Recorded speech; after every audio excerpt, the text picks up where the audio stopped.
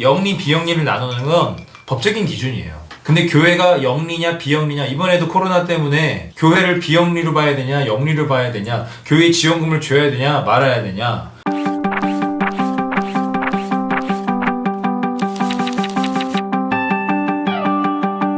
그러니까 어차피 교회가 영리단체랑 똑같지 않냐. 그렇죠.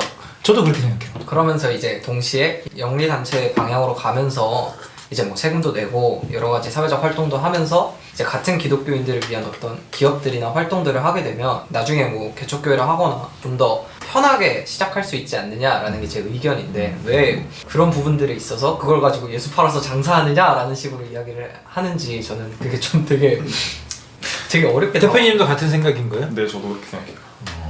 저는 표면적인 현상에는 찬성하지만 네. 원론적인 논리에서는 반대해요. 그 의견을.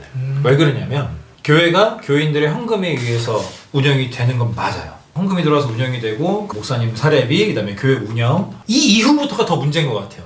교회가 기본적으로 헌금이 어느 정도 들어오고 사역자들의 삶이 기본적인 유지가 되고 교회도 운영이 된다.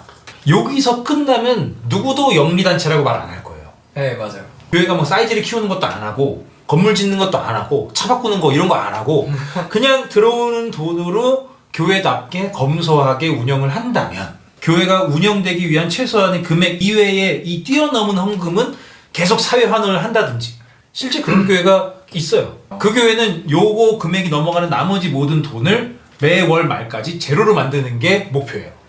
사회 환원하는 게. 그래서 장학금을 엄청 많이 줘요, 주변 학교에. 아, 그렇게 하는구나.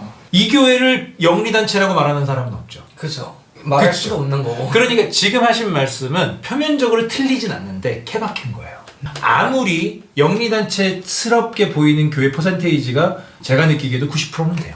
돈 생기면 제일 먼저 생각하는 건 청소 넓히자, 인테리어 이쁘게 또 하자, 차 바꾸자. 참그자. 그럼 누가 봐도 영리단체랑 다를 게 없지. 그죠. 그런 풍토의 교회들의 퍼센테이지가 제가 느끼기에도 90%는 되는 것 같아요. 그러니까 그렇게 보이는 건데, 표면적으로 보이는 거에는 동의한다는 게 그런 맥락입니다. 아, 그래. 그런데 만약에 방금 제가 얘기한 그런 예외의 교회가 있다면 누가 봐도 그게 영리단체로 보여요. 그거는 이제 영리단체. 이건 영리단체라고 할 수가 없죠. 우리 교회가 기본적으로 유지되는 돈만 딱 남겨두고 나머지 들어오는 모든 헌금은 진짜 하나님이 원하시는 의도대로 사회 환원하고 불쌍한 사람들 돕고, 그런 교회를 영리단체라고 말할 수 있느냐. 그러니까 사실 영리와 비영리는 나라가 가지고 있는 법인의 구분 때문인 거예요.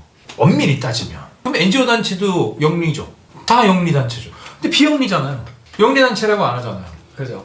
근데 똑같이 모금하고 그거 돌리고 그 후원금으로 월급 주잖아요. 그러니까 무슨 짓을 하느냐에 따라 영리 비영리가 우리의 마음속에서 갈리는 거죠. 그러니까 제 생각은 그래요. 영리 비영리를 나누는 건 법적인 기준이에요. 근데 교회가 영리냐 비영리냐, 이번에도 코로나 때문에 교회를 비영리로 봐야 되냐 영리로 봐야 되냐, 교회에 지원금을 줘야 되냐 말아야 되냐 하신 말씀은 현상적인 결과에 따른 판단인 거지, 원론적인 교회의 본질을 따지는 개념에서 판단하기는 어렵죠. 근데 이제 보다 더 근본적인 문제로 들어갔을 때 저희가 생각했던 가장 큰 교회 문제점이라고 하면 이제 재정이 안에서 고이는 거였어요. 대형 교회나 그런 부분들을 보면은 특히 비리가 생기는 교회 같은 경우는 재정이 고이니까 그쵸. 그 안에서만 다들 막 솔직히 사람이 숫자를 보면 욕심이 나잖아요. 이제 그런 부분들을 봤을 때 그러면은 대형 교회로 성장을 하더라도 재정을 교회 바깥으로 빼고 또는 개척 교회를 섬기고. 섬기거나 다른 학생들이나 어떤 뭐 요즘 가출 청소년 문제 같은 경우도 굉장히 사회적 문제로 크게 있잖아요. 이제 그런 부분들에 있어서 어떤 사역에 대한 지원을 해주거나 이제 그런 부분에 좀 사용할 수 있지 않을까. 비신자와 신자들이 모두 만족할 수 있는 그런 상식적인 교회를 만드는 게 이제 저희의 최종 목표라서, 그러면은 교회라는 단체 자체를 영리단체로 규정을 하면 움직임이 있어서 좀 더 편하지 않을까가 사실 저희의 생각이었어요. 근데 뭐 이제 그런 케이스가 있었을지는 저희는 몰랐으니까. 이제 아니 그런 교회가 네. 드러나지 않았죠. 네, 그죠. 드러나지 않았죠. 수면 위로 올라오지 그렇지. 그 실제로 그런 교회는 정말 왼손이 하는 일을 오른손이 모르게 해요. 거기 가서 직접 물어보지 않으면 끝까지 모를 수도 있어요.